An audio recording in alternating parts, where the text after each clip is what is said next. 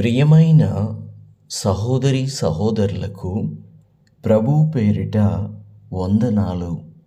మీకు మీ కుటుంబానికి యేసుక్రీస్తు యొద్ద నుండి దీవెనలు ఆశీర్వాదములు మెండుగా కలుగునుగాక.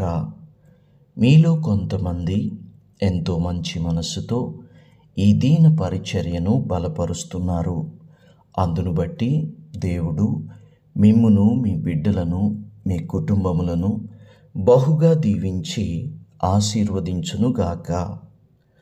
ఈరోజు యేసుక్రీస్తు యొద్ద నుండి మీకు బంగారు మాట, దేవుని వాగ్దానము.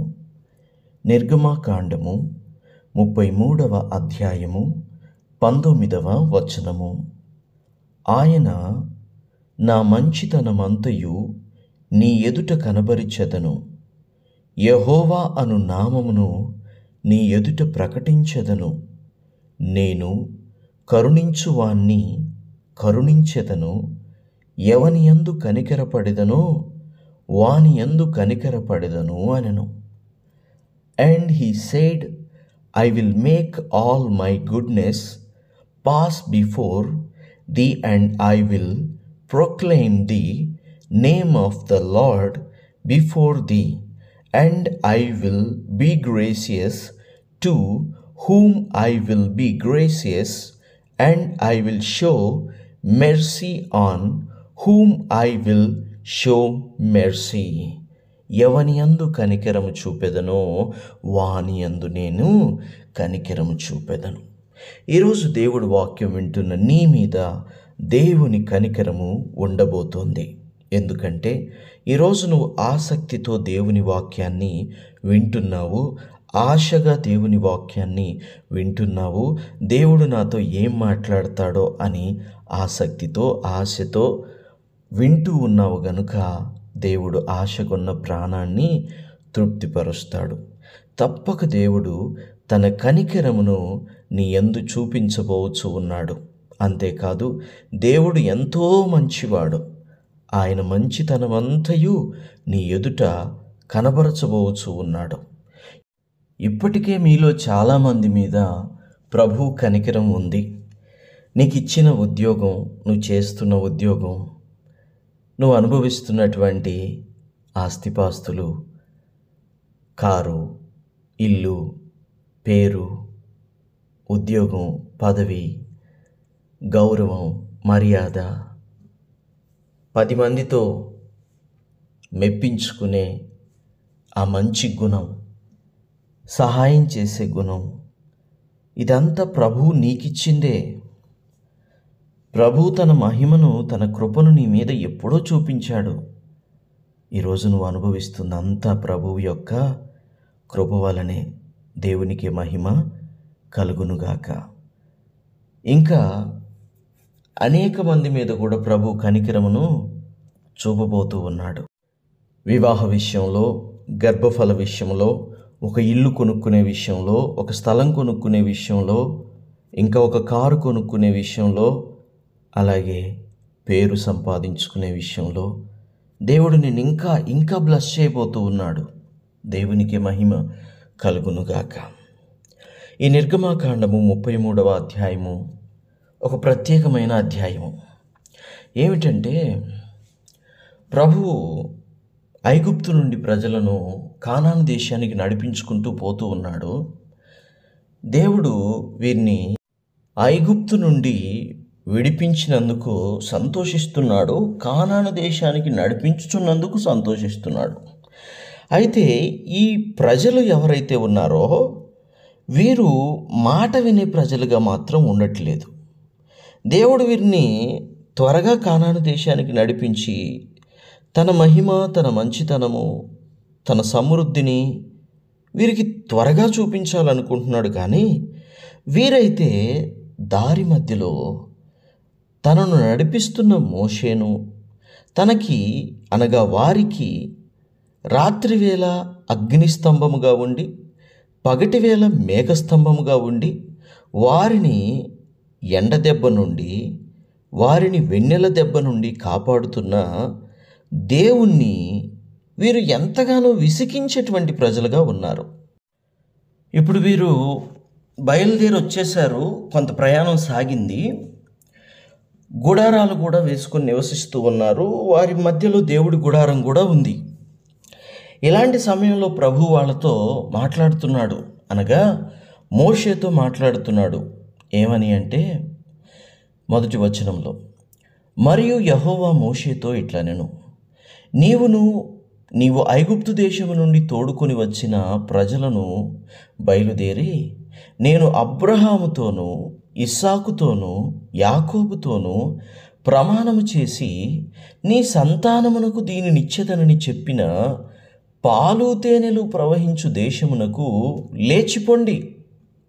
నేను మీకు ముందుగా దూతను పంపి కనానీయులను, అమోరీయులను, హిత్తీయులను, పెరిజ్జీయులను, హివ్వీయులను, యోబూసీయులను వెళ్ళగొట్టెదను అని మాట్లాడుతున్నాడు.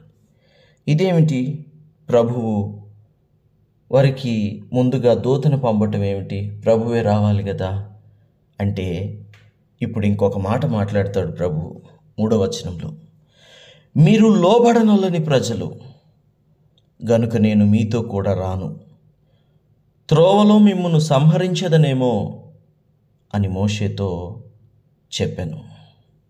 చూసారా దేవుడు ఎంత మాట అనేశాడో? నేను రాను, మీకంటే ముందు దూతను పంపుతా, మీరు వెళ్ళండి. ఎవరెవరైతే మీకు అడ్డుగా వస్తారో, కానానీయులను, అమోరీయులను, హిత్తీయులను, పెరిజ్జీయులను, హివీలను, యోబూసీలను నేను వెళ్ళగొడతా, కానీ నేను మాత్రం మీతో రాను, వెళ్ళండి. ఒకవేళ నేను కానీ వచ్చాననుకో, మధ్యలోనే మిమ్మల్ని చంపి పడేస్తా అని మాట్లాడుతున్నాడు. ఎందుకు అంటే, మీరు లోబడనొల్లని ప్రజలు కనుక. ఈ వాక్యం వింటున్న దేవుని బిడ్డలారా, ఎవరైనా ఉన్నారా మీలో లోబడని వారు? దేవుడు నిన్నెంతో ఆశీర్వదించాడు, దేవుడు నిన్నెంతో దీవించాడు. దేనికోసం? లోకానుసారంగా బ్రతకమనా? లోకానుసారంగా జీవించమనా? లోకానుసారంగా ప్రవర్తించమనా? లోకానుసారంగా మాట్లాడమనా? లేక దేవుణ్ణి సంతోషపరచమనా? దేవుణ్ణి మహిమపరచమనా? దేవునికి సాక్షిగా ఉండమనా? మీలో చాలామంది అన్నీ పొందుకుంటూ ఇంకా హెచ్చులకు పోతూ ఉన్నారు. హెచ్చించుకుంటున్నారే కానీ మిమ్మల్ని మీరు తగ్గించుకోవట్లేదు. ఎదుగుతున్నా కొలది ఒదిగి ఉండడం మంచి ఆత్మీయత. హెచ్చించుకుంటున్నారు. మాటలో గర్వం, వస్త్రాలలో గర్వం, వస్తువాహనాలలో గర్వం, ప్రవర్తనలో గర్వం. అలా అని చెప్పి మంచి వస్తువులు వాడొద్దని కానీ, మంచి బట్టలు వాడొద్దని కానీ, మంచి ఏవి వాడొద్దని కానీ దేవుడు ఇక్కడ చెప్పట్లేదు. కానీ లోబడనొల్లట్లేదు, పరిశుద్ధంగా జీవించడానికి ఇష్టపడట్లేదు, అపవిత్రంగా ఉండడానికి కొందరు ఇష్టపడుతూ ఉన్నారు, దేవుడిచ్చే ఆశీర్వాదాలు అనుభవిస్తూ కూడా. అలాంటి వారితో దేవుడు మాట్లాడుతున్నాడు, మీరు వెళ్ళండి, నేను మీతో రాను. మీరు లోబడేవారు కాదు, మీరు విసిగిస్తున్నారు. ఒకవేళ నేనే కానీ మీతో పాటు వస్తే మధ్యలోనే మిమ్మల్ని సంహరించేస్తా అని అన్నప్పుడు, ఆ విషయం వచ్చి ప్రజలతో మోషే చెప్పినప్పుడు ప్రజలందరూ దుఃఖపడి ఏడుస్తారు. ఏడిస్తే అప్పుడు దేవుడు అంటాడు, సరే నేను కూడా మీతో పాటే వస్తా, నా మంచితనమంతయు నీ ఎదుట కనబరుస్తా, యెహోవా అను నామము నీ ఎదుట ప్రకటిస్తా, నేను కరుణించువాన్నే కరుణిస్తా, ఎవని యందు కనికరపడెదనో వాని యందు నేను కనికరపడతా అని దేవుడు మాట్లాడుతున్నాడు. ఎవని యందు కనికరపడతాడు దేవుడు? పశ్చాత్తాపడిన వాని యందే కనికరపడతాడు. అతిక్రమములను దాచిపెట్టువాడు వర్ధిల్లడు గాని వాటిని ఒప్పుకొని విడిచిపెట్టువాడు కనికరమును పొందుకుంటాడు అని బైబిల్ చెప్తోంది. ఇప్పుడు దేవుడు ఎవరిని కనికరిస్తాడో చెప్పండి?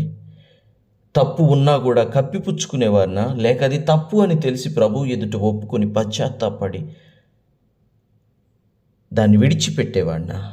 పశ్చాత్తాపడి విడిచిపెట్టేవాడినే కదా. ఒకవేళ మీలో తెలిసో తెలియకో ఏదైనా తప్పులు, పొరపాట్లు, పాపాలు ఉంటే ఈరోజు విడిచిపెడతారా? అప్పుడు దేవుడు మీతో పాటు వస్తాడు. మోషే తర్వాత ఏమంటాడు తెలుసా? తండ్రి, నువ్వు కానీ మాతో పాటు రాకపోతే, నీ సన్నిధి కానీ మాతో పాటు రాకపోతే ఇక్కడి నుండి మమ్మల్ని తీసుకెళ్ళ, మాకు నీ సన్నిధి రాని చోటుకు మేము పోమయ్యా, వెళ్ళమయ్యా అని దేవుడితో మాట్లాడతాడు. మోషేతో దేవుడు ఎలా మాట్లాడేవాడో తెలుసా? ఒక స్నేహితుడితో మాట్లాడుకుంటే ఎలా మాట్లాడుకుంటారో ముఖాముఖిగా అలా మాట్లాడేవాడు దేవుడు మోషేతో. ఎందుకో? మోషే సాత్వికుడు, దేవుడి ఇల్లంతట్లో సాత్వికుడు, నమ్మకస్తుడు. అందుకని దేవుని బిడ్డలారా, దేవుడు దీవించుచున్న కొలది నమ్మకంగా, సాత్వికంగా మనం ఉంటే దేవుని దర్శనాన్ని చూడవచ్చు, ఆయన ముఖాన్ని చూడవచ్చు. ఈ అధ్యాయంలో దేవుని దర్శనాన్ని చూస్తాడు మోషే, అనగా దేవుని మహిమను చూస్తాడు. ఆయన వెనుక పక్క నుండి ఆయన పార్శ్వమును చూస్తాడు దేవుడు. దేవునికి మహిమ కలుగునుగాక. అలాంటి కృప నీకు ఉంటే ఎంత బాగుంటుంది. కాబట్టి నువ్వు దీవించబడుచున్న కొలది, ఆశీర్వదించబడుచున్న కొలది దేవునికి నమ్మకంగా ఉండు. ప్రభువు నిన్ను ఇంకా ఇంకా ఇంకా హెచ్చిస్తాడు. ప్రార్థన. తండ్రి, మీకు వందనాలు. దేవా, మీకు స్తుతులు, స్తోత్రాలు. అయ్యా, నా మంచితనమంతయు నీ ఎదుట కనబరిచెదను అంటున్నావు తండ్రి. అంతేకాకుండా కరుణిస్తాను అంటున్నావు తండ్రి. నేను ఎవని ఎందు కనికరం ఉంచుతానో వాణి ఎందే కనికర పడతాను అంటున్నావు గనుక ఈ వాక్యం వింటున్న ప్రతి బిడ్డ ఎందు కనికరపడు దేవా, నా ఎందు మా ఎందు కనికరపడు దేవా. ఎందుకంటే నీ కనికరం లేకుండా మేమేమీ చేయలేము, నీ సన్నిధి లేకుండా మేము ఎక్కడికి వెళ్ళినా ఏమీ చేయలేం గనుక మేము ఎక్కడున్నా ఏం చేస్తున్నా నీ సన్నిధితో మమ్మల్ని నింపి, నీ సన్నిధి సహవాసంతో మమ్మల్ని నింపి నడిపించి బలపరచమని, దీవించి ఆశీర్వదించి తోడుగా ఉండమని యేసుక్రీస్తు శ్రేష్టమైన దివ్యమైన నామంలో ప్రార్థించుచున్నాం తండ్రి. Amen, amen, amen.